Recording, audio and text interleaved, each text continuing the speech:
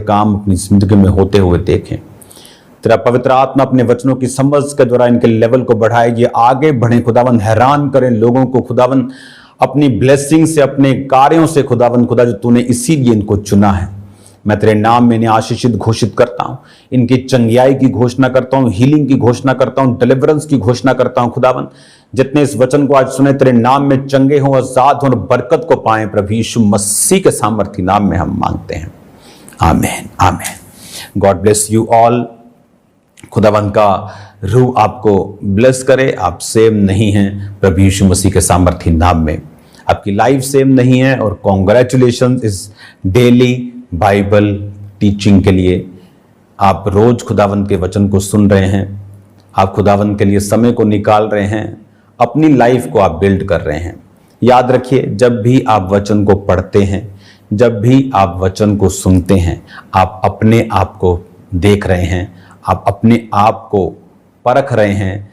आप real you जो आप हैं, आप वो बन रहे हैं, क्योंकि वचन के जरिए से आपको मालूम होता है। बाइबल कहती है एक प्रतिबिंब, ये एक मिरर की तरह काम करता है।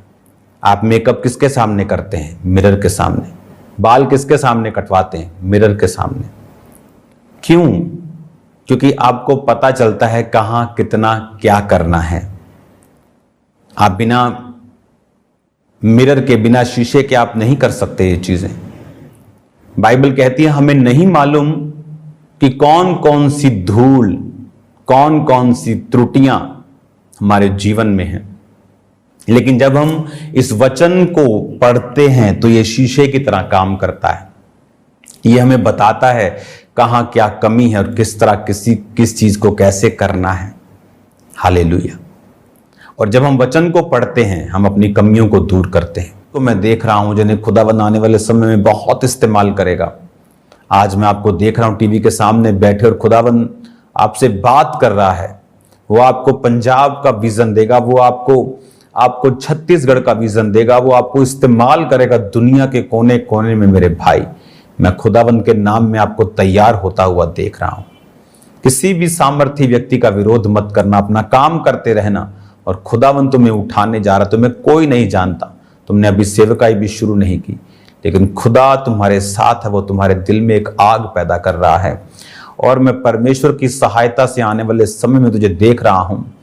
तेरा रंग साफ है, क्लीन शेव है, कुर्ता पजामा डाला है। खुदावन तुझे ब्लेस कर रहा है, अपनी सामर्थ के साथ भर रहा है और तुझे यूज करने के लिए वो तैयार है। मैं देख रहा हूं खुदावन का आत्मा तुझे छोड़ेगा नहीं, तुझे इस्तेमाल करेगा। मैं तुझे जानता नहीं, तू मुझसे कभी मिला नहीं, तू मुझे जानता नहीं। तू शायद मुझे जानता होगा, लेकिन तेरा इस मिनिस्ट्री के साथ कुछ भी लिंक नहीं, लेकिन खुदावन तुझे ब्लेस कर रहा है। मैं देख रहा हूं, तुझे बढ़ा रहा है। वो तेरी सोच, तेरा जो विजन दर्शन है वो अलग है, अलग किस्म का है। खुदावन तुझे बढ़ा रहा है, वो तेरी सोच पर ब्लेसिंग दे रहा है। वो तैयार है तुझे ऊंचा करने के लिए, आगे बढ़ना, स्टेप लेना, कदम उठाने पर कभी डरना मत डरना। खुदावन तुम्हारे साथ है। हालेलुया। खुदावन आपके साथ है, सब लोगों के साथ। इसीलिए आज जब आप स्पेशल बाइबल टीचिंग को सुन रहे हैं, एक्सपेक्ट कीजिए आज खुदावन का रूह आपसे बात करे और आपको छुड़ाए। हालेलुया। और जब आप मिरर को देखते हैं तो आप कमियों को दूर करते हैं। कहां कितना, कौन सा, क्या मेकअप करना है आपको मालूम होता है। तो वचन जब हम पढ़ते हैं हमारे जीवन में सेम ऐसी चीजें होती हैं। फिर से गिनती 9 उसकी 15 से लेके 23 आयत तक हम फिर से इसे पढ़ेंगे और कंटिन्यू करेंगे कल के वर्ड को। जिस दिन निवास जो साक्षी का तंबू कहलाता है खड़ा किया गया, उस दिन बादल उस पर छा गया और संध्या को वह निवास पर आग सा दिखाई दिया और भोर तक दिखाई देता रहा। ये उस समय की बात है जब परमेश्वर के जो 12 गोत्र थे वो तंबू के आसपास 3-3-3-3 करके रहते थे और लेवी उनके साथ होते थे। जब बाइबल कहती वो तंबू खड़ा किया गया प्रभु का भवन, तो बादल उस पे आया और जब वो बादल चलता था तो वो सारे इजरायली और लेवी उनके साथ चलते थे। जहां वो बादल प्रभु की महिमा का ठहरता था वहां पर वो फिर से डेरे डालकर प्रस्थान करते थे। कभी कभी बादल शाम तक रहता था, कभी कभी 2 दिन, कभी वर्ष, कभी महीना। तो जब जितने टाइम तक वो बादल रहता था तब तक इजरायली वहां पर रहते थे। आपको असंभव काम करने के लिए, उस मकसद को पूरा करने के लिए जिसके तहत आप बुलाए गए, चुने गए हैं, आपको खुदावंद की प्रेजेंस को फॉलो करना बहुत जरूरी है। अगर आप परमेश्वर की प्रेजेंस में नहीं रहेंगे, अगर आप अपने आप को नहीं सेकेंगे खुदा की प्रेजेंस में, आग सेकना होता है ना, आप अगर खुदा की प्रेजेंस से अपने आप को सेकेंगे नहीं, और अगर आप खुदावंद की प्रेजेंस में नहीं रहेंगे, वो आपके अंदर से वो चीजों और वो कॉलिंग और वो बुलाहट को प्रैक्टिकली निकाल नहीं पाएगा आपकी लाइफ से। इसलिए ये जरूरी है कि आप खुदावंद की जो हजूरी है, खुदावंद की जो प्रेजेंस है, उसमें रहें, उसमें बने रहना सीखें, ताकि इजराइलियों की तरह जो परमेश्वर उनको कनान देश में लेके जा रहा था, जहां दूध और शहद की नदियां बहती हैं। क्या है दूध? एक एंड प्रोडक्ट गाय का। आप उसको लेके आते हो, पैसा खर्चते हो, साफ सफाई रखते हो, खिलाते हो, फिर वो क्या देती है? दूध। आप दूध निकालते हैं उसका। हाँ, उस दूध से आप जो मर्जी बनाओ, वो आपका प्लान है। लेकिन गाय से आप एंड प्रोडक्ट क्या निकाल सकते? गाय से सीधा आप देसी घी नहीं निकाल सकते, दूध ही निकाल सकते। उसके बाद आपको क्या बनाना है ये आप देखो। लेकिन शहद क्या है? मक्खियों का वो एंड प्रोडक्ट। उस शहद को आप मेडिसिन में यूज करो, आप कुछ भी करो, लेकिन उनका एंड प्रोडक्ट क्या है? शहद। तो परमेश्वर ने कहा मैं तुम्हें एंड प्रोडक्ट्स दूंगा। दूध और शहद की नदियों का मतलब कि मैं तुम्हें बेस्ट दूंगा, जहां पर तुम्हें थोड़ा काम और ज्यादा ब्लेसिंग मिलेगी, थोड़ी मेहनत और ह्यूज बरकत मिलेगी। लोगों को लगता है बहुत बड़ी मिनिस्ट्री, बहुत बड़ी स्ट्रेस। ये झूठ है। बहुत बड़ी मिनिस्ट्री बहुत बड़ी स्ट्रेस नहीं है। अपने से 100 गुना छोटी मिनिस्ट्रीज को हमने ज्यादा स्ट्रेसफुल देखा है। दिन आते हैं विरोध के, लेकिन परमेश्वर की शांति आपके साथ है।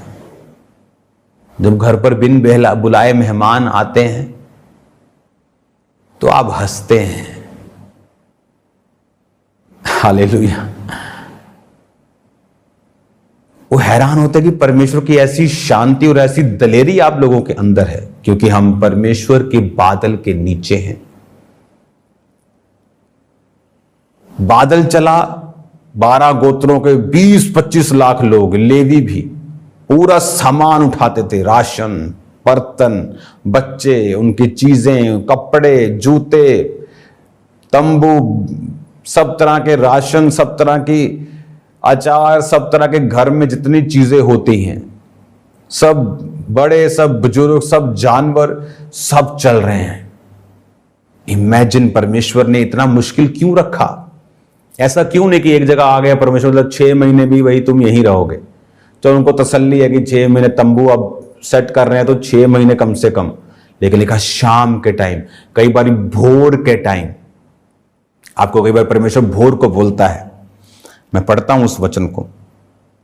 कभी कभी बादल संध्या से भोर तक रहता, जब वो भोर को उठ जाता था तो वो प्रस्थान करते थे। 21 आयत लिखा, जब वो भोर को उठता था तो वो प्रस्थान करते थे।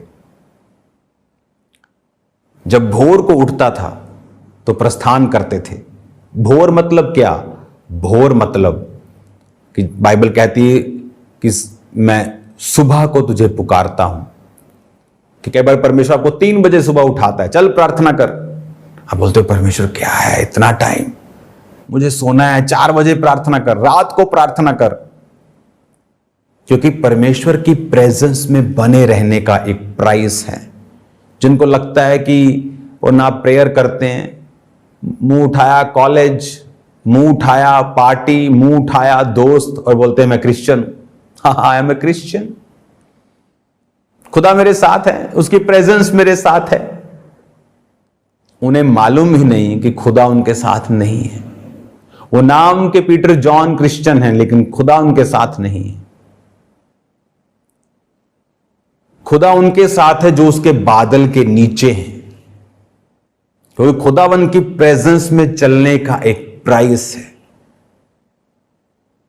शाम को आए, तंबू खड़े किए, बैठे और लिखा भोर को फिर बादल चला, फिर बच्चों को उठाया, चलो उठो चलें, बादल चल पड़ा आगे, और फिर वो चल रहे हैं। नींद में बच्चे चल रहे हैं, किसी ने उठाया हुआ है कि प्रभु ये क्या हो रहा है हमारे साथ।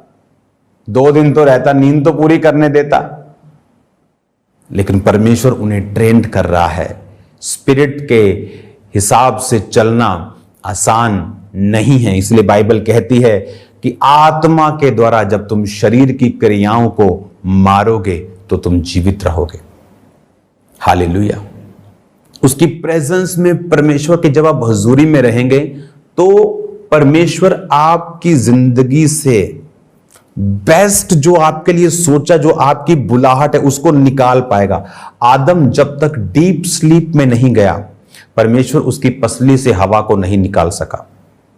अगर आदम जागा रहता और बोलता परमेश्वर ये क्या कर रहा है तू, और मुझे दर्द तो नहीं होगा, ये जो तूने निकाला है इसकी जगह कुछ लगाएगा भी, तो 100 सवाल डिस्ट्रैक्ट होता वो। परमेश्वर जब तक उसे गहरी नींद में नहीं ले गया, उसके अंदर से हवा जो उसके लिए सबसे जरूरी थी निकाल नहीं पाया। इस दुनिया में आपका सबसे बड़ा हेल्पर कौन है? आपका पार्टनर। आप जानते हैं, अगर आपका पार्टनर आपके दर्शन में आपके साथ नहीं, आप 50% हैं। मोस्टली लोग अपनी वाइफ से नहीं बनती, अपने हस्बैंड से नहीं बनती।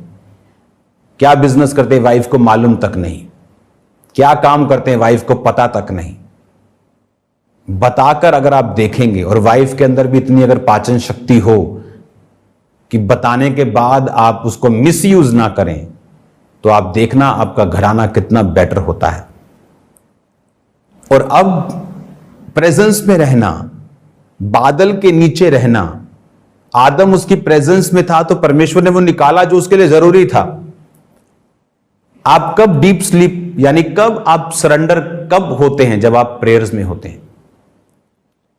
आप आधा घंटा प्रार्थना में बैठते हैं, अभी भी आपको काम याद आ रहे हैं, आपको शरीर की बातें याद आ रही हैं, आपको कंफ्यूजन्स हो रही है, डर लग रहा है, लेकिन जैसे ही आप आधा घंटा, 1 घंटा, 1.5 घंटा, 2 घंटा, आपका डर फिनिश हो गया प्रेयर में, आपने सरेंडर कर दिया, समर्पण कर दिया, परमेश्वर के हाथों में सब कुछ सौंप दिया, आप फ्री हो गए, तभी परमेश्वर उस समय को यूज करता है और आपके बेस्ट को निकालता है।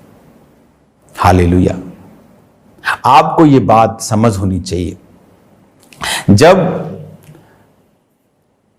मेरी लाइफ में ये सेवकाई 2011 की ये बात है, मैं हैप्पी नहीं था। लोग बढ़ रहे थे, आई थिंक हजारों लोग हो चुके थे, 5-10 हजार, कितने, काफी हजार। सबसे बड़ी चर्च हो चुकी थी मेरी पंजाब लेवल में, सबसे बड़ी चर्च 2011 में। लेकिन अभी भी वो सिस्टम एस्टेब्लिश नहीं हो पा रहा था। मैं हैप्पी नहीं था, और आगे जाना है। मैं देश से बाहर गया 21 दिन के लिए, संडे छोड़ दिया, थर्सडे छोड़ दिया, और मैं प्रेयर करता रहा कॉन्टिन्यूस। कई बार इतना ज्यादा मेरे पे वो प्रभाव हो चुका था, क्योंकि मैं एक रूम में था, तो स्मार्टफोन तब आई थिंक थे, लेकिन अभी स्टार्ट ही हुए थे, अभी उसका क्रेज, उसका नॉलेज लोगों को नहीं था। मेरे पास स्मार्टफोन नहीं था तब। ऐसा लगता कि ये शायद कच्ची चीजें, ये खराब हो जाएंगी, दूसरे टिक टिक वाले फोन बेस्ट है। तो वो एक अच्छा सा फोन मेरे पास था, कोई फेसबुक नहीं चलती, कोई इंटरनेट नहीं होता था। तो कई बार मैं दोपहर को जब उठता था, मुझे ये मालूम नहीं होता था कि दोपहर हो गई है, कि रात हो गई है, कि शाम है। इतना ज्यादा prayer prayer prayer prayer prayer. और 21 दिन के बाद, उसकी प्रेजेंस में रहने के बाद, जब मैं वापस आया इंडिया, मेरी सारी सेवकाई चेंज हो गई थी। सारे ऑफिस के सिस्टम मैंने बदल दिए आकर। पहले बदलना चाहता था लेकिन हो नहीं पा रहा था, क्योंकि जब आप परमेश्वर की प्रेजेंस में रहते हैं, आप उसकी हजूरी में रहते हैं, वो निकाल पाता है बेस्ट को, जो आप भी चाहते हैं और कर नहीं पाते, और दूसरा जो परमेश्वर ने आपके लिए सोचा हुआ है। हालेलुया। जब खामरा चर्च, आई थिंक ये 2000 13 या 14 या इस टाइम की ये बात है, और मैं प्रभु से मांग रहा था, परमेश्वर मुझे अगुवाई करो, मैं कैसे चर्च को लेके जाऊं। कुछ भी मैं ऐसा करना नहीं चाहता किसी की कॉपी करके कि वो लाइव हो रहा है, चलो लाइव हो जाओ, ओ व्यूवर्स बढ़ गए, चलो चलो हम भी लाइव होते। मैं खुदा से कुछ ऐसा नहीं करना चाहता था। तो मैं मांगता था, रोज कंफ्यूजन्स रहती थी कि क्या करना है, कैसे करना है, लेकिन प्रेयर्स। और एक दिन शाम को मैं सोचता हूं मुझे प्रेयर में जाना है, लेकिन मुझे दूर जाना है, शहर से बाहर जाके हिमाचल की तरफ मैं चल पड़ा, और एक जगह जाके रुके, नीचे बड़ी खड्ड थी। तो मैं अपने ड्राइवर को बोला, रोक यहाँ पे। अपने साथियों को बोला कि तुम रुको। वो कुछ देर नज़दीक तक मेरे साथ गए, उसके बाद मैंने कहा तुम यहाँ रुको, मुझे और आगे जाना है। वो जो खड्डें होती हैं डीप, और डीप अंदर, तो मैं अंदर चला गया जहाँ जानवर वगैरह होते हैं। वो उस जगह पे मिट्टी थी और झाड़ियाँ और ये सब पौधे पौधे सब थे। तो मैं जब नीचे गया खड्ड में, तो वहाँ पर एक पीसफुल जगह मैंने देखी, और मैं वहाँ बैठ गया प्रेयर करने के लिए। प्रभु मेरी अगुवाई कर, मेरी अगुवाई कर, मेरी अगुवाई कर। उसकी प्रेजेंस को सोखा मैंने, और मैं क्या विजन देखता हूँ कि परमेश्वर मुझे दिखाता है उस टाइम कि मैं एक जगह प्रीच कर रहा हूँ और लोग स्क्रीन्स पर मुझे देख रहे हैं। और तब मैंने लोगों को बोला था कि जो विजन मैं देखता था, मैं उनको बताता था कि मैं ऐसे बैठा हूं और लोग स्क्रीन्स पर देखेंगे मुझे। और आज वो चर्चेस स्क्रीन्स पर देखती हैं, और जो लोगों को लगता था कि पास्टर नहीं है तो गलत है, वहां पास्टर्स हैं, वहां लोग हैं, सब सिस्टम बने हुए हैं। लेकिन अगर आप पौलुस जिंदा होता तो वो स्क्रीन पे होता। इमेजिन करो, एक पत्री लिख रहा है वो, और वो जा रही है। अगर उसके पास इंटरनेट होता तो दुनिया बचाता वो। हालेलुया। तो तब परमेश्वर ने मुझे विजन दिया। जब मैं ऊपर आया तो सड़क पर फिर मुझे एक विश्वासी मिल गया। मैंने कहा ये लो, यहां भी ये लोग पीछा नहीं छोड़ते हैं। हालेलुया। मजाक में मैंने कहा तो उसने मुझे पहचान लिया कि अच्छा आप यहाँ पे क्या कर रहे हैं। मैंने कहा मैं प्रेयर करने के लिए आया था, लेकिन यहाँ पर भी तुम लोग हो, जंगलों में भी। तो ऊपर जाके वो मुझे मिला जब मैं वापस रोड की साइड पे गया। तो ऐसी मेरी लाइफ में परिवर्तन हुए जब मैं बादल के नीचे रहा हूं। आप बादल के नीचे नहीं हैं, आप क्रिश्चियन हैं, आप ब्लेस भी हो रहे हैं, आप खा रहे हैं, पी रहे हैं, खुदाबंद आपके साथ है। ये भी एक लाइफ है, लेकिन ये भी एक लाइफ है कि खुदाबंद की प्रेजेंस से उन चीजों को निकालना जो खुदा ने आपके लिए रखी हुई है। तो 22 आयत में लिखा, जब बादल चाहे 2 दिन, चाहे 1 महीना, चाहे वर्ष भर जब तक निवास पर ठहरा रहता, इजरायली अपने डेरों में रहते, प्रस्थान नहीं करते। जब वो उठ जाता तो वो प्रस्थान करते थे। यानी प्रेजेंस के साथ चलना, खुदाबंद की हुजूरी के साथ चलना आपको ब्लेस करता है। अगर आप उसकी प्रेजेंस के साथ नहीं चलते, आप ब्लेस नहीं होते। आपको खुदाबंद की प्रेजेंस को साथ लेकर चलना है और आप ब्लेस्ड होंगे। God bless you all. खुदाबंद आपको बरकत दे, वो आपको ब्लेसिंग दे। इस वचन के जरिए से आप बहुत बड़ी बड़ी ब्लेसिंग्स को पाएं। और ये वचन सिर्फ अभी के लिए नहीं, मैं आपको बता रहा हूं होली स्पिरिट की अगुवाई से, ये सालों साल लोगों की ब्लेसिंग्स का कारण होगा। लोग इसे सुनेंगे और आशीषित होंगे और समझेंगे परमेश्वर की योजनाओं को। God bless you all. खुदावंद के हाथों में मैं आपको सौंपता हूं। खुदावन आज शाम को जितने लोग प्रार्थना पहाड़ की प्रेयर्स के साथ जुड़े, यीशु के नाम में लोग डिलीवर हों, आजाद हों, चंगे हों, शॉक्ड हों खुदावन तेरे कामों को देख के। यीशु मसीह के नाम में लंगड़े चले, अंधे देखे और कोढ़ी शुद्ध हों। आज शाम की प्रार्थनाओं के लिए जितने लोग सुसमाचार को फैलाएं, शाम की प्रार्थना के लिंक को शेयर करें, लोगों को इनवाइट करें, वो भी आशीषित हों प्रभु यीशु मसीह के पवित्र नाम में, आमीन। जो लोग आज पहली बार इस प्रार्थना में जुड़े हैं और आप यीशु को चाहते हैं आपके जीवन में आए, क्योंकि वो धर्म को बदलने नहीं, जीवन बदलने के लिए आए, अपनी आंखों को बंद करके अपने हाथों को उठा के मेरे पीछे बोले, प्रभु यीशु मैं विश्वास करता हूं आप मेरे लिए मारे गए, गाड़े गए और तीसरे दिन मुर्दों में से जी उठे। प्रभु यीशु मेरे जीवन में आए, मेरे पापों को माफ करें, अपनी संतान होने का अधिकार दें, मुझे ब्लेस करें खुदावंद। प्रभु यीशु मसीह के पवित्र और सामर्थी नाम में मैं मांगता हूं, आमीन, आमीन, आज से आप उसकी संतान हैं। जीसस को फॉलो करें, जीवित चर्च का हिस्सा बने, चर्च में जाना ना भूलें, ताकि आप प्रभु की बातों को सीख सकें, उसकी आत्मा की बातों को सीख सकें, पवित्र आत्मा की अगुवाई